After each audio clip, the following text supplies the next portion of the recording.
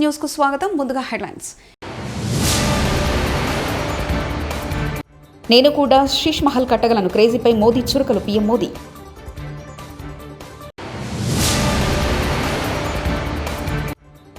నూట 50 కేజీల పులిహోర డ్రై ఫ్రూట్స్తో వెంకటేశ్వర స్వామికి ప్రత్యేక అలంకరణ.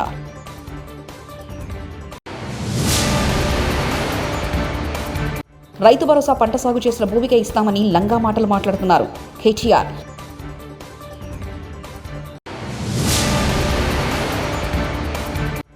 విజయవాడలో పుస్తక మహోత్సవం స్టాల్స్లో బుక్స్ను పరిశీలించిన పవన్ కళ్యాణ్. ఆమ్ ఆద్మీ పార్టీ చీఫ్ మాజీ ముఖ్యమంత్రి అరవింద్ కేజ్రీవాల్పై ప్రధానమంత్రి నరేంద్ర మోదీ విమర్శలు చేశారు. దేశ రాజధానిలో 4 కోట్ల మంది ప్రజలకు నివాస గృహాలు కల్పించడం ద్వారా సొంతింటి కలను తాము సాకారం చేశామని, తన కోసం ఒక ఇల్లు కూడా కట్టుకోలేదని, తాను కూడా శీష్ మహల్ కట్టగలనని ప్రధాని అన్నారు. ముఖ్యమంత్రిగా పనిచేసిన సమయంలో కేజ్రీవాల్ నివసించిన విలాసవంతమైన భవనం శీష్ మహల్ కొద్ది కాలంగా వార్తల్లో ప్రముఖంగా ఉంది. लाखों लोगों की चिंता दूर की है, लेकिन यहां की आपदा सरकार ने, यहां की राज्य सरकार ने उन्हें आपदा का शिकार बना डाला. केंद्र की भाजपा सरकार लोगों की मदद के लिए स्पेशल सिंगल विंडो कैंप चला रही है, लेकिन आपदा सरकार ధనుర్మాస సందర్భంగా కాకినాడ జిల్లా తోని మండలం ఎస్సనవరం గ్రామంలోని ప్రసన్న వెంకటేశ్వర స్వామి ఆలయంలో స్వామివారికి పులిహోర డ్రై ఫ్రూట్స్తో ప్రత్యేకంగా అలంకరించారు.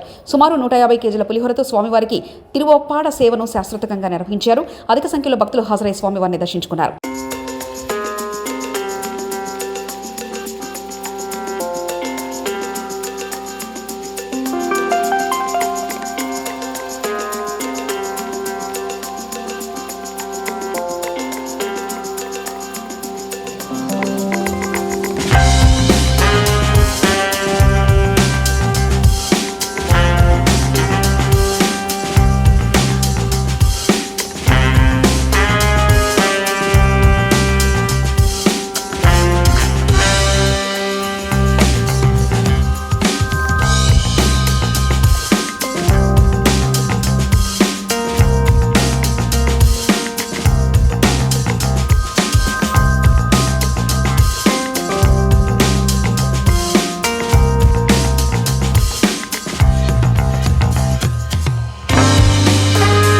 విజయవాడలోని ఇందిరాగాంధీ మైదానంలో గురువారం ఏర్పాటు చేసిన 35వ పుస్తక మహోత్సవాన్ని ఏపీ డిప్యూటీ సీఎం ముఖ్య అతిథిగా హాజరై ప్రారంభించారు. స్టాల్స్లో పుస్తకాలను పరిశీలించారు. డబ్బులు 1 కోటి రూపాయలు ఇచ్చేయడానికి ఆలోచించను, కానీ ఒక పుస్తకం ఇవ్వాలంటే చాలా ఆలోచిస్తాను. అంటే పుస్తకాన్ని ఇవ్వాలి అంటే నిజంగా నా సంపదను ఇచ్చేసి, అంటే నా కర్ణుడి కవచకుండలాలు ఎలా కోసేస్తే బాధపడుతుందో నాకు తెలియదు, కానీ నా పుస్తకం ఇవ్వాలంటే మటుకు చాలా కింద మీద పడిపోతాను. ఇవ్వాలవుతుంది. అందుకని ఏంటంటే కొంతమంది అడిగినప్పుడు, ఈవెన్ నా పిల్లలు అడిగినప్పుడు కూడా వాళ్ళకి కావాలని ఇంకో కాపీ కొనిచ్చిస్తాను తప్ప నా పుస్తకాలు ఇవ్వడానికి ఇబ్బంది పడతాను. అంత మమకారం నా పుస్తకాలు. ఎందుకు ఇంత మమకారం అంటే, నా జీవితంలో ఎప్పుడు కూడా పుస్తకాలు అనేది, పుస్తక పఠనం లేకపోతే నేను ఏమైపోయేవాడిని అనిపిస్తాను. నేను ఇంటర్వ్యూని కూడా ఎందుకు మధ్యలో ఆపేశానంటే, చదువుకోలేక కాదు, మార్క్స్ తెచ్చుకోలేక కాదు, బాగా చదివేవాడిని. కానీ ఎందుకంటే నేను కోరుకుంటున్న చదువు పుస్తకాల్లో లేదు, క్లాస్ రూమ్లో లేదు. అందుకు నేను ట్యాగూర్ గారి ప్రేరణతోటి, అంటే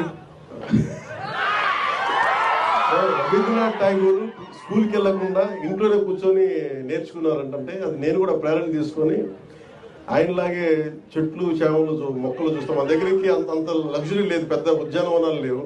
మాకుండా 2 రోజా మొక్కలతో కుండీలనే చూస్తాం. పుస్తకాలు పెట్టుకొని, క్లాస్ పుస్తకాలు పెట్టుకుని రోజా పువ్వులను చూస్తూ ఉండిపోయాడు. ఎట్లా ఎగ్జామ్స్ ఫెయిల్ అవుతుంది కదా, ఖచ్చితంగా చూస్తాం.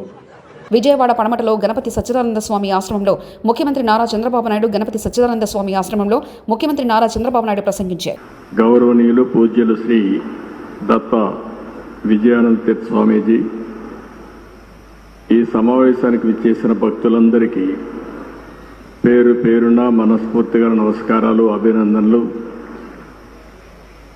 ఈరోజు స్వామీజీని ఇక్కడ నేను దర్శనం చేసుకోవడం నా అదృష్టంగా నేను భావిస్తున్నా. ఆయన ఆశీస్సులు తీసుకున్నా. ఆయన ఎప్పుడు కూడా ఒక మంచి మనసుతో ఆశీర్వదిస్తారు. సమాజం కోసమే ఆయన పనిచేస్తున్నారు. ఈరోజు ఆయన చెప్పిన మాటలు కూడా మీరు వింటే, ఆయన నేను కష్టాల్లో ఉన్నప్పుడు ఆయన పూజ చేసి నాకు దాన్ని ఆ ఫలితాన్ని ఇప్పుడు నా చేతికిచ్చారు. అంటే ఒక మంచి కోసం ఏ విధంగా ఆలోచిస్తారో స్వామీజీ ఒక ఉదాహరణ అని చెప్పి నేను మీకు అందరికీ తెలియజేస్తున్నా. వారి జీవితంలో మీరు చూస్తే దత్త క్షేత్రాలు పెట్టి అక్కడ భక్తుల కోసం అనేక సందర్భాల్లో రావడం. ఒకసారి ఇక్కడే వారిని కలిశాను, హైదరాబాద్లో అనేక సార్లు కలిశాను. వారిని ఎప్పుడు కలిసినా ఎంత సమయం ఉన్నా అక్కడే ఉండాలి అనే మనశ్శాంతి ఆయన దగ్గర దొరుకుతుంది. అది ఒక అదృష్టం అని చెప్పి కూడా నేను మీకు తెలియజేస్తున్నా. చాలా తక్కువ సమయంలో ఒక మెసేజ్ ఇచ్చారు. నా సంకల్పం స్వర్ణ ఆంధ్రప్రదేశ్ చేయాలని. ఒకప్పుడు విజన్ 2020 తయారు చేస్తే చాలామంది సమైక్య ఆంధ్రప్రదేశ్లో తప్పుపట్టారు. కానీ ఆ విజన్ ఈరోజు యథార్థ రూపాన్ని చూపించే పరిస్థితి వచ్చింది. ఈరోజు ఏదైతే విజన్ 2047 స్వర్ణాంధ్ర దిశగా ఆలోచిస్తున్నాం, నేను స్వామీజీకి ఒకటే హామీ ఇస్తున్నా. ఏదైతే సంపద రావాలి, అదేవిధంగా మీ అందరికీ ఆనందంగా ఉండాలి. సంపద ఇవ్వడంలో మేము ముందుకెళ్తాం, కానీ ఆనందంగా మీరు ఒక పద్ధతి ప్రకారం. రైతు భరోసా పంట సాగు చేసిన భూమికే ఇస్తామని లంగమాటలు మాట్లాడుతున్నారు.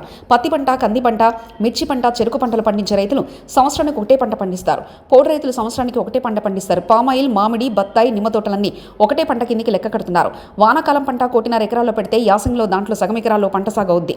రైతు భరోసా పంట సాగు చేసిన భూమికే ఇస్తామని సగం మంది రైతులకు ఇవ్వకుండా ముంచుతామని చూస్తున్నారు. కేటీఆర్ వ్యాఖ్యానించారు. అదేవిధంగా ఇంకొక మాట చెప్పుడు మర్చిపోయినా, ఇప్పుడు పామాయిల్ తోటలు ఉన్నాయి రాష్ట్రంలో. మనమే బాగా ప్రోత్సహించినాం పామాయిల్. మరి వాళ్ళని కూడా ఈ లెక్కలనే తీసుకున్నారు. అట్లే మామిడి తోటలు, ఇప్పుడు మా నల్గొండ జిల్లాలో బత్తాయి తోటలు ఉంటాయి. ఆ రైతులందరిని ఒకటే ఘటన కడుతున్నారు వీళ్ళు.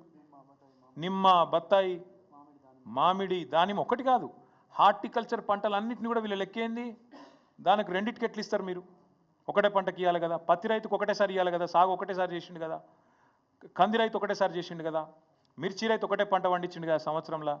నాలుగోది చెరుకు రైతు ఒకటే పంట పండించిండు కదా. పోడు రైతులు ఒకటే పంట పండించారు కదా. యాసంగిలో 50-20 లక్షల ఎకరాలు తగ్గింది కదా. అదంతా కూడా ఇళ్ళకు నొక్కుతున్నారు వీళ్ళు.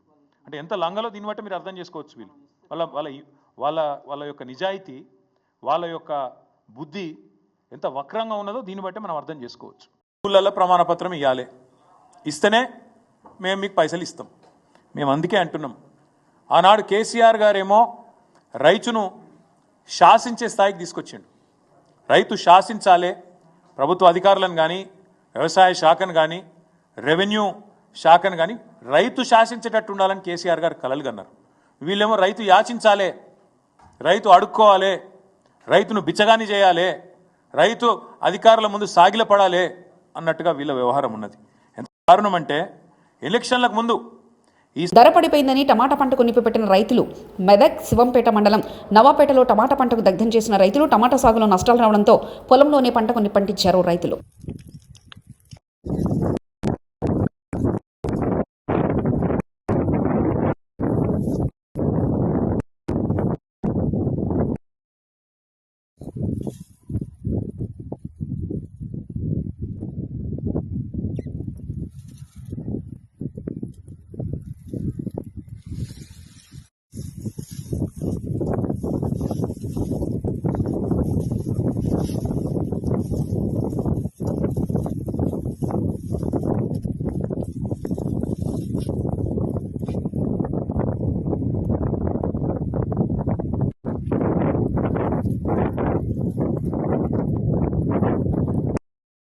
మీకు తెలిసిన ఎవరైనా డ్రగ్స్ అమ్మడం, కొనడం, వినియోగించడం చేస్తుంటే వెంటనే తెలంగాణ యాంటీ నార్కోటిక్ బ్యూరోకి సమాచారం అందించండి ఎన్టీఆర్ వ్యాఖ్యానించారు. మన దేశ భవిష్యత్తు మన యువత చేతిలోనే ఉంది.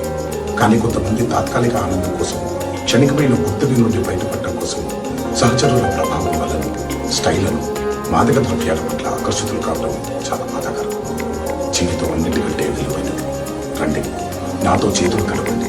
డ్రగ్స్ రహిత సమాజం లక్ష్యంగా కొనసాగుతున్న తెలంగాణ ప్రభుత్వ సంకల్పంలో భాగస్వామ్యం అవ్వండి. మీకు తెలిసి ఎవరైనా డ్రగ్స్ అమ్మటం కానీ కొనడం కానీ వినియోగించడం కానీ చేస్తున్నట్లయితే వెంటనే Telangana anti narcotics bureau phone number 871-267-1111కి ఫోన్ చేసి సమాచారం అందించండి. సూపర్ 6 అమలు గురించి వైసీపీ నేతలు అడ్డగోలుగా మాట్లాడుతున్నారు. ఎమ్మెల్యే యార్లగడ్డ వెంకట్రావు సూపర్ 6 అమలు గురించి అడ్డగోలుగా మాట్లాడుతున్న పరిస్థితి రాష్ట్రంలో ప్రజలందరూ చూస్తున్నారు. ప్రభుత్వం ఏర్పడి 6 మాసాలు మొన్నే దాటిన ఈ 6 మాసాల్లో సూపర్ 6 ఏం చేశారండి? సూపర్ 6ని 6 మాసాల్లో కంపేర్ చేయమని వాళ్ళని వైసీపీ నాయకుల్ని అడుగుతున్నా. మేము బహిరంగ చర్చకు సిద్ధం. నేనైనా వస్తా, టైము డేటు మీరు చెప్తే. లేదు మీరు రమ్మన్నా నేను వస్తా. గతంలో నవరత్నాలు 6 నెలల్లో ఎన్ని అమలు చేశారు? ఆ రోజున జూన్ 2019లో ప్రభుత్వం ఏర్పడిన తర్వాత మొదటి నెలలో రాజన్న బడిబాటని ప్రకటన మాత్రమే విడుదల చేసిన పరిస్థితి నిజం కాదా? అలాగే ఆగస్టు 7వ తారీఖున వైఎస్ఆర్ రైతు దినోత్సవం ప్రకటన మాత్రమే విడుదల చేశారు. 8/7/2019 సేమ్ మళ్ళీ వైఎస్ఆర్ పెన్షన్ కాను కూడా ప్రకటన మాత్రమే విడుదల చేశారు. నేను అప్పుడు ఆ పార్టీలోనే ఉన్నా. 1 సంవత్సరం పాటు ఆ పార్టీలో నేను యాక్టివ్గా పనిచేశా. తర్వాత నాకు దగ్గరగానే తెలిసి అన్నీ. అలాగే 5వ నెలలో గడప వద్దకే పాలనని ప్రకటన మాత్రమే విడుదల చేసిన పరిస్థితి. వైఎస్ఆర్ కంటి వెలుగు పథకం ప్రారంభం మాత్రమే చేశారు. అలాగే దిశ పోలీస్ స్టేషన్ ఇట్లా చెప్తా ఉంటే కొన్ని చాలా ఉంటాయి.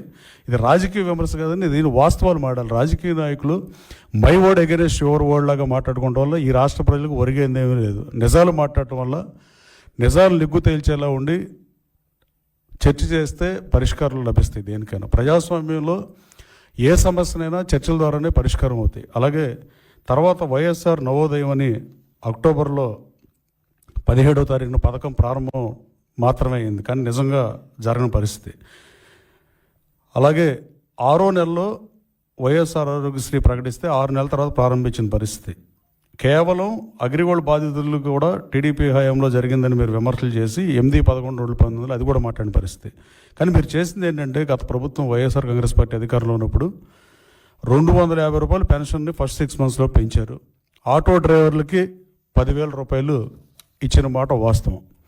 కానీ మా ప్రభుత్వం అధికారంలోకి వచ్చినాక, ఎన్డీఏ కూటమి అధికారంలోకి వచ్చిన తర్వాత పతనం అంచుకి ప్రభుత్వాన్ని, ఆర్థిక వ్యవస్థని దిగజార్చిన పరిస్థితి నిజం కాదా? 1950 తర్వాత నిన్న ఎప్పుడు అంటున్నారు మేము చేసిన అభివృద్ధి అంతా ఈ పార్టీ పాడు చేస్తుందని. మీరు చేసిన చిందామోహన్ కేంద్ర మాజీ మంత్రి, కాంగ్రెస్ పార్టీ సీనియర్ నాయకులు వాయిస్ కాన్ఫరెన్స్ ఎస్సీల వర్గీకరణ తీవ్రంగా ఖండిస్తున్నాం. ఏపీ ప్రభుత్వం తొందరపాటు చర్యలు తీవ్రంగా వ్యతిరేకిస్తున్నాం. పక్కనే ఉన్న ఏపీ కంటే పెద్ద రాష్ట్రమైన తమిళనాడులో ముఖ్యమంత్రి స్టాలిన్, కేరళలోని లెఫ్ట్ పార్టీల ప్రభుత్వం, ముఖ్యమంత్రి విజయన్లకు లేని ఆలోచన ఏపీలో ఎందుకు వచ్చింది? తమిళనాడు, కేరళ రాష్ట్రాల మధ్య ముఖ్యమంత్రులు సుప్రీంకోర్టు కోర్టును జడ్జిమెంట్ కాపీలను బుట్టలో పడేశారంటూ వ్యాఖ్యానించారు. ఆంధ్రప్రదేశ్ ప్రభుత్వం చేస్తున్నటువంటి చర్యలను నేను ఖండిస్తున్నా. తొందరపాటు చర్య ఇది, తొందరపాటు చర్య. పక్కనే స్టాలిన్ చేయటం లేదు. ఎందుకు? ఇక్కడ తమిళనాడు పెద్ద రాష్ట్రం, మరి తమిళనాడులో లేనటువంటి ఆలోచన ఇక్కడ ఎందుకు వచ్చింది అని నేను అడుగుతున్నా సున్నితంగా, సూటిగా. కేరళలో కూడా వాళ్ళకు కూడా జడ్జిమెంట్ కాపీ వచ్చింది. ఆ జడ్జిమెంట్ కాపీ పైన లెఫ్ట్ పార్టీస్ విజయన్ను స్పందించలేదు, తీసి పుట్టలో పారేశాడు. మరి ఇక్కడెందుకు చంద్రబాబు నాయుడు దీనిపైన కమిషన్ వేయడం, ఏకసభ్య కమిషన్? ఇది తప్పు. హిందూ ఆలయాలకు స్వయం ప్రతిపత్తి ఇవ్వాలనే డిమాండ్తో దేశవ్యాప్తంగా హైందవ శంఖారావం సభలు నిర్వహిస్తున్నట్లు విహెచ్పి గోకరాజు గంగరాజు వెల్లడించారు. శుక్రవారం మీడియాతో మాట్లాడుతూ విజయవాడకు సమీపంలో కేసరపల్లిలో హైందవ శంఖారావం నినాదంతో భారీ బహిరంగ సభ నిర్వహిస్తున్నామని, 30 ఎకరాలలో ఈ సభ పార్కింగ్ ఏర్పాటు చేశామని తెలిపారు. బస్సులు, రైళ్లలో లక్షల మంది ఈ సభకు తరలివస్తున్నారని, ఆంధ్రప్రదేశ్ నుంచి శంఖారావాన్ని పూరించి సభలకు అంకురార్పణ చేస్తున్నామన్నారు. జనవరి 5న మధ్యాహ్నం ఈ సభ ప్రారంభమై సాయంత్రం వరకు జరుగుతుందన్నారు. నేను కూడా శీష్ మహల్ కట్టగలను, క్రేజీపై మోదీ చురకలు. పీఎం మోదీ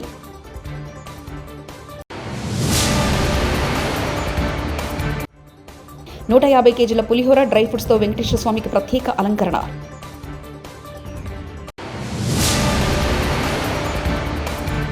రైతు భరోసా పంట సాగు చేసిన భూమికే ఇస్తామని లంగా మాటలు మాట్లాడుతున్నారు కేటీఆర్.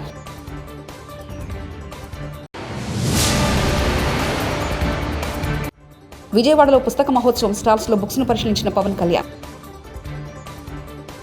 ఇవి బులెటిన్ విశేషాలు.